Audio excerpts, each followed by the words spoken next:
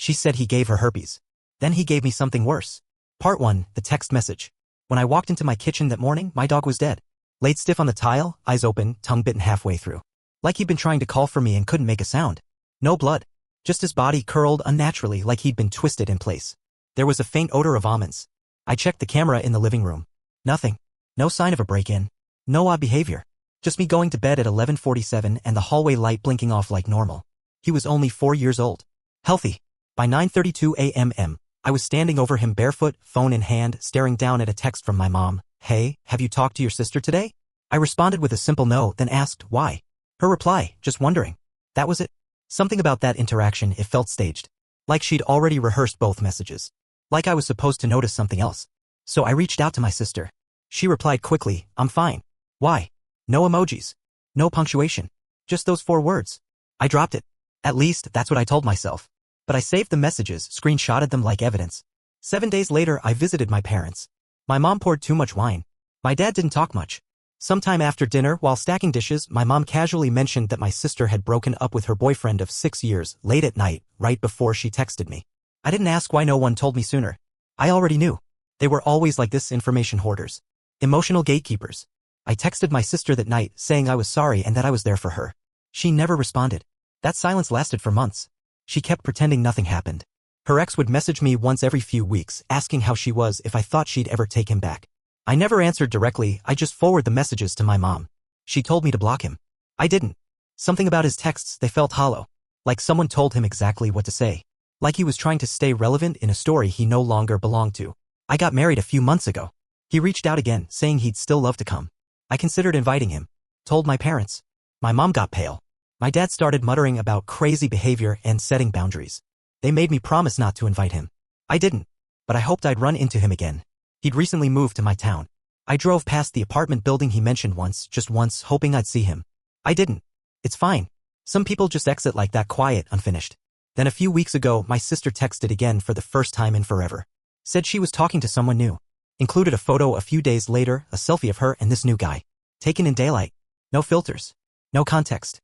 I stared at the picture for a full minute. Something about his face, it didn't match the way she wrote about him. He looked young and smug. Too casual to be a stranger. Too polished to be an accident. He was 7 years younger than her. I found that out later. I went to visit that weekend. Pretended it was about catching up. She introduced him like she was handing me a prop. Said his name too slowly. Like she was still trying it on. He seemed nice enough. Clean-shaven. One of those guys who smiles just a second too late. I stayed quiet most of the visit. Let her talk. Let him watch me. Later that night, I noticed something on her face. Little sores near her lips. I didn't ask. Not at first. She brought it up herself, told me she was nervous about seeing our parents because she didn't want our dad to comment on her lips. I asked why. She said because it's cold sore stuff. You know, herpes. Just like that. Like it was funny. Like it wasn't something she got from someone she'd known for less than a month. I felt my throat tighten. Not from judgment. From calculation. I knew what our dad would say. Knew he'd do that half-yelling thing where he hisses insults like he's trying not to wake up the neighbors. Sure enough, at dinner, he exploded. Told her she was reckless. Called her stupid under his breath. Said something about bringing shame to the family. I said nothing. But I watched her carefully. She wasn't ashamed. She was waiting. After dinner, she hugged me goodnight. Her new boyfriend was already asleep on the couch, shirtless, phone clutched in his hand like a child gripping a toy. She whispered, "You're the only one I can trust." That sentence didn't sound like gratitude. It sounded like a test. And for the first time in months, I wondered if I'd missed something bigger than a breakup. I don't think the dog was a coincidence anymore. Update 1, the envelope. A week after that dinner, I started getting sick. Not full-on flu, not allergies, something murkier. Fatigue, mild nausea, the sensation of heat building under my skin like something was trying to push out. I chalked it up to stress, maybe the change in weather. Then I found the envelope. It was tucked behind my bathroom sink drain pipe. Half-taped, water-stained. My name written on the front in my sister's handwriting, tight, awkward cursive, the kind she used on birthday cards when we were still pretending to be siblings. Inside were 3 photos. One of me at my wedding. One of my house from across the street. And one of my dog before he died. No note. No explanation. I called my mom. Asked her if my sister had been acting strange. She's in love, my mom said, like that explained anything. It makes people weird. Weird? She gave my dog something. I don't know what it was, but I went back and read about the symptoms. Seizure. Sudden death. The smell. Almonds. That's cyanide. Or something close. I didn't want to believe it. I didn't even tell my husband. Instead, I started watching her. I turned my old iPad into a camera hub. Installed motion sensors outside. Got a burner phone, sent her messages pretending to be her ex. Nothing threatening, just familiar, like he'd never left. She responded instantly. Miss you. I still think about you. I wish things were different. She lied to me. She lied to everyone. A week after that, I saw the new guy again, her boyfriend.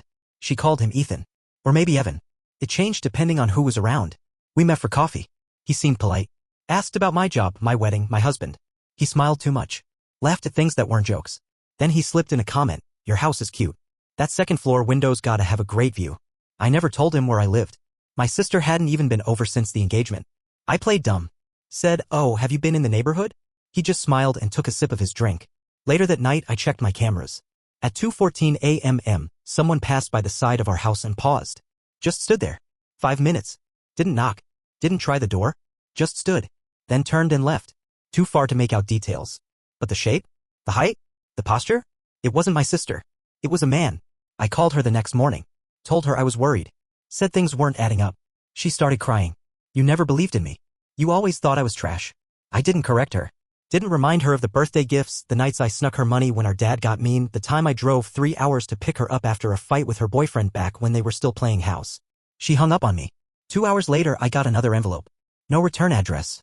Inside was a USB drive and a note that said, play this alone. I waited until my husband was out. Plugged it into the TV. The video was a screen recording FaceTime, maybe. My sister laying in bed, whispering. You need to get rid of her, she says. She always ruins everything. The man, her new boyfriend, responds. His voice is deep, measured, too calm. Accidents happen. We just have to wait. Then silence. Then her face, suddenly sharp, she took my future. She doesn't deserve one. The video ends there. I watched it 5 times. Then I unplugged the drive and smashed it with a hammer. Not because I was scared. Because I knew I needed more. Real proof. I called her ex, her 6-year boyfriend. He picked up on the second ring. His voice was thin. Hello. I shouldn't talk to you, he said. Why? I asked. She said you were unstable. She said you tried to break into her place. She filed something. Said if I talked to you again, she'd make it worse. Filed what? He wouldn't say. I thanked him and hung up. Then I did what I should have done months ago. I went back to the apartment building she said her boyfriend lived in. Sat in my car for 3 hours. Saw nothing. On my way out, I asked the front desk if Ethan lived there. They looked confused. No one by that name. No one with his description. Nothing. I left and drove to a gas station. Paid cash for a burner phone. Texted her from a new number. Do you still think about me? She responded in seconds. All the time. The game was on. This isn't a breakup. This is something else. Update 2, we're so alike, you and me. I went back through every message my sister ever sent me. Every emoji, every period, every odd delay between texts. She always replied fast. Except for one stretch 2 weeks right after her breakup where she went silent. The same week she told our mom she was just figuring things out. I ran a background check on Ethan. There's no Ethan. Not by the name she gave. Not by his face. He's not real. Or at least, not documented. No address. No work history. No social footprint. Just, nothing. But someone is sleeping in her apartment. I went back to visit, pretending everything was normal. I brought her cupcakes. She hugged me a little too tight. Kept asking if I'd told anyone about our conversation. I told her no. She relaxed. Her lips were worse now, fading scabs, some kind of medicated cream. I didn't ask. She showed me a new bracelet. It was silver. Engraved. You and me. Always. She said he gave it to her. I asked where he was. She said he stepped out for groceries. Said he'd be back soon. I offered to wait. She paused. Then, actually, maybe next time. He gets weird around people. Weird? He just doesn't like being watched. I left before sundown. That night, my cameras caught something again. Same time, 2:14 a.m. Only this time, he stepped into the light. It was him. Or someone wearing his face. But he looked different. Thinner. Paler.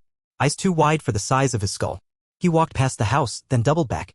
He bent down and placed something on the welcome mat. Then walked away. I waited a full hour before opening the door. It was the bracelet. Same one she showed me. But the engraving was scratched out. Carved over with a jagged key or something serrated. Only one word was still visible. Me. No note. No message. I didn't bring it inside. I bagged it, put it in the shed out back, and started researching restraining orders. Then I got a call from my mom. Her voice was different, tight, anxious. She told me my sister had stopped showing up for work. That she wasn't answering her phone. I asked if they called the police. She said she's probably just upset. You know how she gets.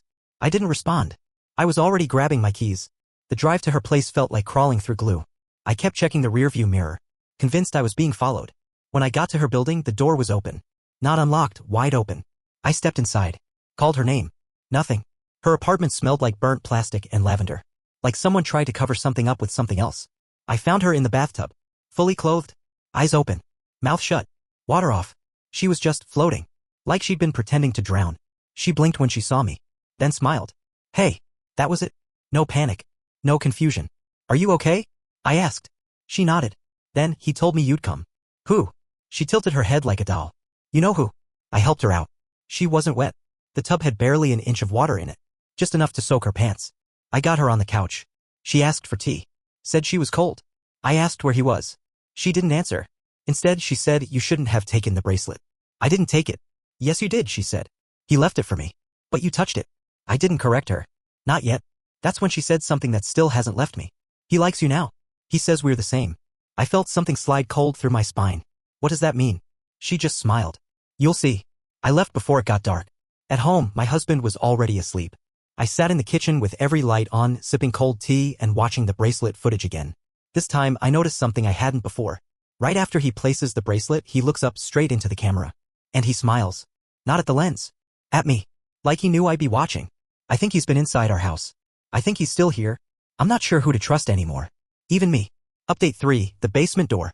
3 nights ago, the door to our basement was open. Not just unlocked. Wide open. Air rushing up from below like it had lungs. We don't go down there often. It's unfinished, dirt floor, old storm shelter converted by the previous owners into a half-hearted storage room. We keep boxes of winter clothes down there and used paint cans, a few shelves I keep telling myself I'll organize. I hadn't been down there in weeks. And yet every box had been moved. Not opened, moved. Lined up differently. Like someone had walked through them with care. Or intention. The bracelet was on the middle step. Even though I never brought it inside. I checked the shed. It was still locked. Untouched. Which means... No. I'm not ready to say it yet. I asked my husband if he'd gone downstairs for anything. He said no. Swore up and down he hadn't touched the door. I believe him. But that's not the problem. The problem is I saw him last night, my sister's boyfriend. Ethan. Or whatever his name is. He was in the reflection. Not outside. Not on the cameras. In the glass door leading to our patio. I just finished locking up. I turned off the kitchen light and in the pane of glass behind me I saw his shape. Standing behind mine. Right shoulder tilted slightly forward. Same angle as the video. Same smile. I turned. Nothing. The room was empty. But the reflection lingered. Just for a second longer than it should have. I didn't sleep. I spent the night going through my sister's social media.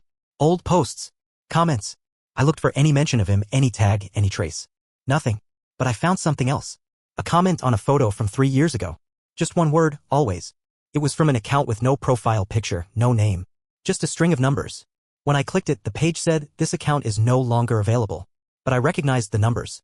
They matched the engraving on the back of the bracelet. I asked my sister about it the next day. She was in a haze, hadn't slept, she said. He kept her up all night talking. About what? I asked. She looked at me. About you. I asked what that meant. She pulled out a piece of paper. Folded like she'd been carrying it in her pocket for days. It was a list. My name. My husband's name. Our address. My birthday. The brand of shampoo I use. The time my husband leaves for work. My alarm code. My PIN number are wrong by 1 digit. He's studying you, she said softly. He wants to know how you work. I laughed. Not because it was funny. Because it wasn't new. My sister's been doing this her whole life. Parroting me. Copying the way I dressed. Stealing passwords. Accidentally using my debit card back when she was still pretending to be a victim of everyone else's cruelty. Only this time she gave the blueprint to someone else. I left before she could see me shake. That night my husband woke up screaming. Said he had a dream someone was standing over him. Not hurting him. Just watching. He couldn't move. Couldn't scream. Just a pressure in his chest. Like something breathing in reverse. I didn't tell him what I'd seen. I didn't tell him I'd started locking the bedroom door from the inside. Or that I'd started sleeping with a hammer under the bed.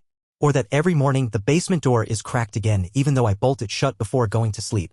Today I went back to my sister's apartment. She was gone. So was all her furniture. No note. No forwarding address.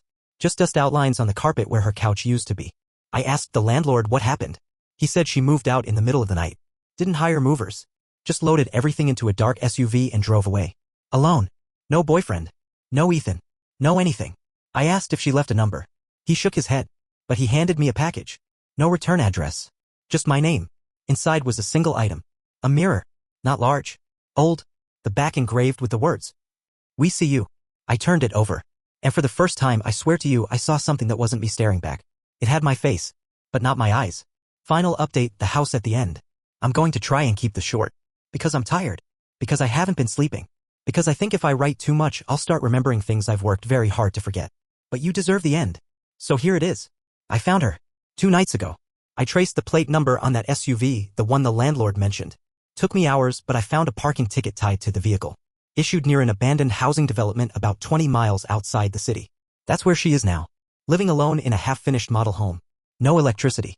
No plumbing. No furniture except for a mattress on the floor and a chair facing a window with no curtain. The air smells like vinegar and plastic. She let me in. Didn't speak for a full minute. Just looked at me like I was a painting she didn't remember hanging. Then, he said you'd come. I asked her where Ethan was. She didn't blink. He's inside now. Inside what? She pointed to her own chest. Then her head. He said I wasn't strong enough. So he made me hollow. Made room for more. She handed me a notebook. Spiral bound. Pages missing. Others smeared in ink and something darker. It's not a journal. It's a transcript. Of conversations. Between her and him. But she's the only one speaking. And yet, every response is different. A different voice.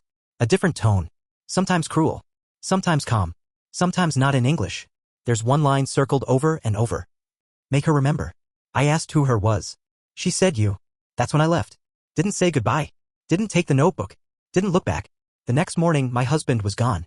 His clothes. His toothbrush. His phone. Everything. Except the wedding ring, which I found on the kitchen table.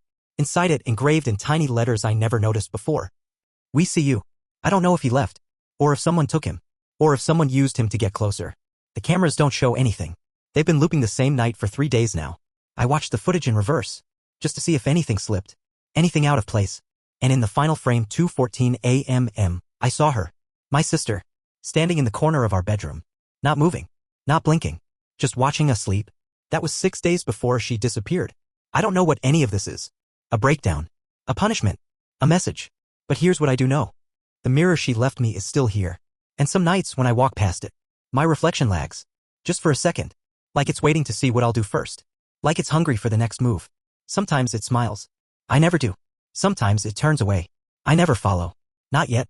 So if you've read this far, if any of this sounds familiar, if you've ever found a bracelet on your porch with your name scratched out, don't take it inside. Don't ask your sister. And for the love of whatever's still clean in this world, don't look too long into your reflection. You might not be the only one looking back.